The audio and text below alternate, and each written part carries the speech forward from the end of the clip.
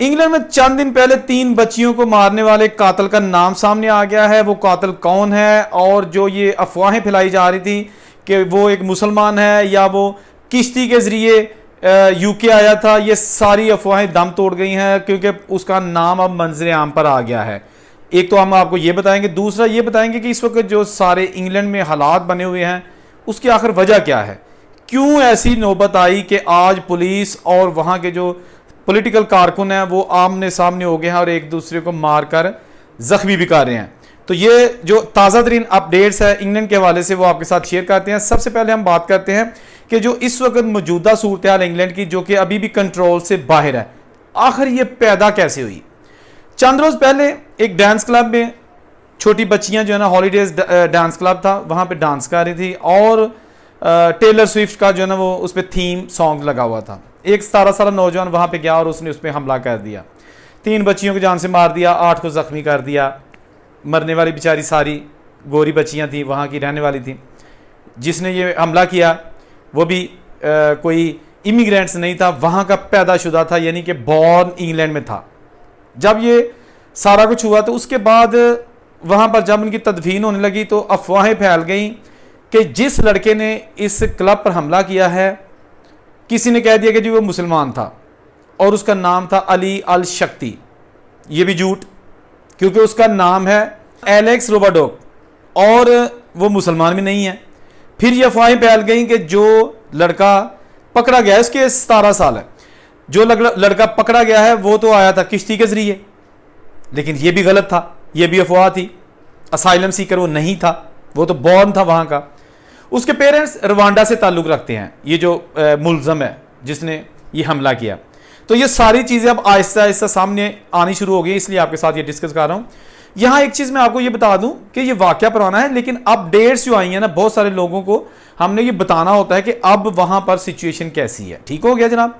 अच्छा, इसके साथ साथ ये जो लड़का था, ये 17 साल इसकी एज है और वहाँ के कानून के मुताबिक पुलिस ऑफिशियली तौर पर टीन एजर मुलजम का नाम और उसकी डिटेल जाहिर नहीं करती। लेकिन बहरहाल जैसे भी है, ये उसका ओरिजिनल नाम भी सामने आ गया। ये अफवाह भी दम तोड़ गई कि वो असाइलम सीकर था, ये भी अफवाह दम तोड़ गई कि वो मुसलमान था, वो मुसलमान भी नहीं था।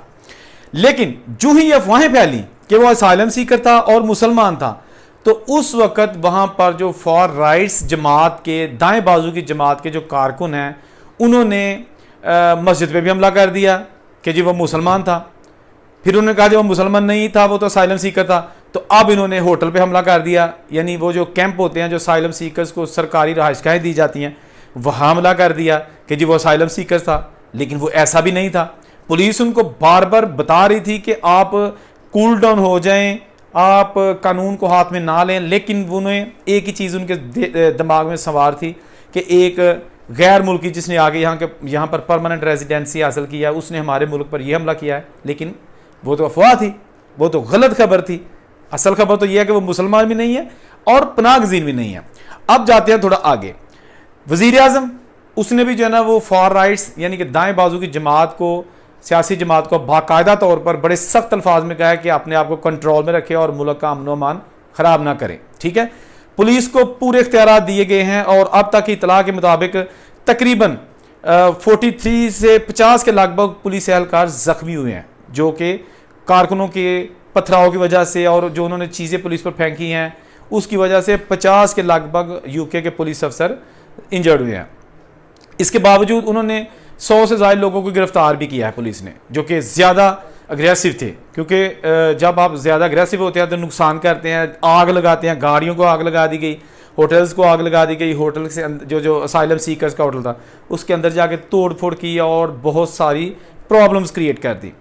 अब ये जो सारी सूरत हाल है ये सारी फैली है गलत फहमी की बुनियाद पर, क्योंकि उन्हें जैसे मैंने पहले कह चुका हूँ कि बताया कुछ जो अफवाहें हैं ना, उसकी वजह से कारकुनों को ये पता था कि ये सारा सिस्टम है मुसलमान और गैर जो कानूनी तौर पर लोग आए थे उनकी वजह से, हालांकि ऐसा नहीं था। अब ये उनका अपना मीडिया इस चीज़ को बार बार हाईलाइट कर रहा है कि ही इज़ नॉट मुस्लिम, वो जो लड़का है इसके साथ साथ वो असाइलम सीकर भी नहीं है। जो दाएं बाजू की जमात है, यानी कि जिस सियासी जमात के कारकुन ये मुजाहरा कर रहे हैं, उस सियासी जमात ने हालिया इलेक्शन में, यूके में जो इलेक्शन हुए थे, 40 लाख वोट लेके खतरे की घंटी बजा दी थी कि अब आने वाले जो इलेक्शंस होंगे उसमें ये वोटों की तादाद मजीद बढ़ेगी। और अगर नेक्स्ट इलेक्शन में फॉर राइट्स के जो वर्कर्स हैं, वोटर्स हैं, उनकी तादाद बढ़ गई तो आपको पता ही है कि उनकी फिर हुकूमत आ जाएगी। इमिग्रेशन पर पाबंदियाँ, वीज़ों पर सख्तियाँ, और जो ख़ास तौर पर जो मुस्लिम कंट्रीज़ हैं उन पर बड़ी प्रॉब्लम्स आ सकती हैं। इवन कि उनका तो मोटो है ओपन, वो कहते हैं कि जब हम अगर इक़्तिदार में आएंगे तो हम जितने भी गैर मुल्की हैं इनको कट कर देंगे, हमारे मुल्कों में थोड़े आए, जैसे कैसे भी हम गुजारा कर लेंगे, ये लोग ना आए।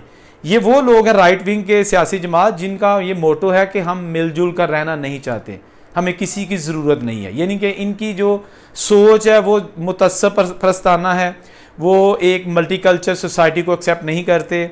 उन्हें ये सारी जो दुनिया गैर मुल्की है, जो हम जैसे लोग बाहर के मुल्कों में घूमते हैं, खा पासपोर्ट जेब में हो उस मुल्क का, हम सिटीज़न हो, टैक्स देते हो, उसके बावजूद वो किसी सूरत हमारा वजूद बर्दाश्त करने के लिए तैयार नहीं। यही वजह है कि इनका मोटो, इनके जो मंशूर होता है इलेक्शन में, वो ये वाज़ेह होता है कि जी हम रश ख़त्म कर देंगे, इमिग्रेंट्स को ख़त्म कर देंगे और जो हमारे जो यूके के लोग हैं वही यहाँ पे रहेंगे। तो इस वजह से जो लोग हैं, आम आवाम है, जब इस तरह के नारे, इस तरह के स्लोगन्स, इस तरह की जो बातें सुनती है तो वो कहती है कि हाँ यही हम चाहते हैं। क्योंकि ये हर जगह गैर मुल्की में नज़र आते हैं, कोई चाइनीज़ है, कोई पाकिस्तानी इंडियन है, कोई अफ्रीकन है, कोई काला है, कोई गोरा है, समझ आई ना। तो वो इन चीज़ों को बर्दाश्त नहीं करते, करें या ना करें वो एक अलग इशू है, लेकिन हुकूमत उसी की बनेगी जो वोट ज़्यादा लेगा। और इस चीज़ में अब ये वाज़ेह चीज़ें सामने आ रही हैं, क्योंकि फ्रांस में भी अभी रिसेंटली इलेक्शन हुए हैं, तो उसमें भी जो राइट विंग यानी मुतअस्सब सोच के हामिल अफराद हैं, उन्होंने काफ़ी ज़्यादा वोट लेकर फ्रांस में भी जो है ना एक अलार्म बजा दिया ख़तरे का कि आने वाले दिनों में जो फार राइट्स के लोग हैं उनकी तादाद में इजाफा होता जा रहा है, जो गैर मुल्कियों को बर्दाश्त नहीं करते उनकी तादाद में इजाफा हो रहा है। ये नस्ली तअस्सुब पसंदी जो है, रेसिज्म, इसमें इजाफा हो रहा है। और उसका नुकसान ये होता है कि जब जेन्युइन लोग वीज़े अप्लाई करते हैं तो बहुत सारी जो उनको प्रॉब्लम्स आती हैं। इसके साथ साथ जब ये हमारे स्टूडेंट्स वहाँ पे जाते हैं, फ़ीसें देते हैं भारी, बहुत सारा पैसा लगा के जाते हैं, और उसके बाद फिर वहाँ जाके उनकी जो इकॉनमी है उसमें हिस्सा भी डालते हैं, जॉब करते हैं, टैक्स देते हैं, और वहाँ पे अगर रहते हैं तो किराया पे घर भी लेते हैं, यानी कि सारी अपनी कंट्रीब्यूशंस करते हैं। लेकिन उसके बावजूद इनको जो है ना वो बाज़ औक़ात कॉलेजेस में भी नस्ली तअस्सुब परस्ती का जो है ना वो सामना करना पड़ता है, जिसकी खबरें भी आए रोज़ मीडिया की ज़ीनत बनती रहती हैं। अब तो सोशल मीडिया आ गया, कोई भी वाक़या हो लोग उसी वक्त उसको पिक्चराइज़ कर लेते हैं, उसकी फ़िल्म बना लेते हैं, और उसके बाद सोशल मीडिया पर मिनटों में जो है ना वो हज़ारों लाखों व्यूअर्स के पास चला जाता है। उसके बाद फिर जो है ना मेन स्ट्रीम मीडिया पे चीज़ आती है। तो बहुत सारी चीज़ें थी अभी यूके में जो कि हाल तलब हैं। नई हुकूमत आई है, आते ही उनको इस तरह के जो लॉ एंड ऑर्डर की सिचुएशन है उसका सामना करना पड़ रहा है, प्रॉब्लम्स आ रही हैं, और इसके बावजूद उनकी पूरी कोशिश है कि किसी तरीके से जो नई हुकूमत आई है ये इसको काम करने दिया जाए, और ये जो बदअमनी फैलाई जा रही है, अफरा तफरी फैलाई जा रही है, इसको ख़त्म किया जाए। क्योंकि केयर स्टारमर जो कि प्राइम मिनिस्टर हैं यूके के, उन्होंने बहुत सारे तरक्याती पैकेज अनाउंस किए हैं या करने हैं, जिनमें सबसे बड़ा मसला ये है कि वहाँ पे तकरीबन 15 लाख लोग जो है ना वो बेरोज़गार हैं। लीगल तौर पर जो लोग वहाँ पे रहते हैं जिनके पास वर्क राइट्स हैं, 15 लाख लोग बेरोज़गार हैं। तो सर केयर स्टारमर ने आते ही जो है ना वो ये अनाउंसमेंट की थी कि आते ही जो है ना हम इनको जो है ना वैकेंसीज, इनको जॉब्स देंगे, ट्रेनिंग देंगे, ताकि एक तो ये जो है ना बेरा रवि का शिकार ना हो, दूसरा इनको रोज़ी रोटी के लिए जॉब्स मिलती रहें। उन्होंने ये भी किया था कि हम अपने मुल्क में जो है ना वो कोशिश करेंगे ऐसा इंफ्रास्ट्रक्चर बना दें कि जो गैर मुल्कियों को हम ज़्यादा से ज़्यादा अपने मुल्क में इनवाइट करते हैं एज अ स्किल वर्कर्स, वो अपने मुल्क में प्रोड्यूस करें। बहरहाल ये चीज़ें जो है ना ये तो चलती रहेंगी, लेकिन जो ही हालात यूके के कंट्रोल में आएंगे वो भी आपके साथ शेयर करेंगे। अगर वहाँ की कोई तरक्याती स्कीमें आती हैं, पैकेजेस आते हैं, सारा कुछ आपके साथ शेयर करेंगे। ये छोटी सी अपडेट थी। जहाँ रहें खुश रहे, और उनसे इजाज़त दीजिए। अल्लाह हाफिज़।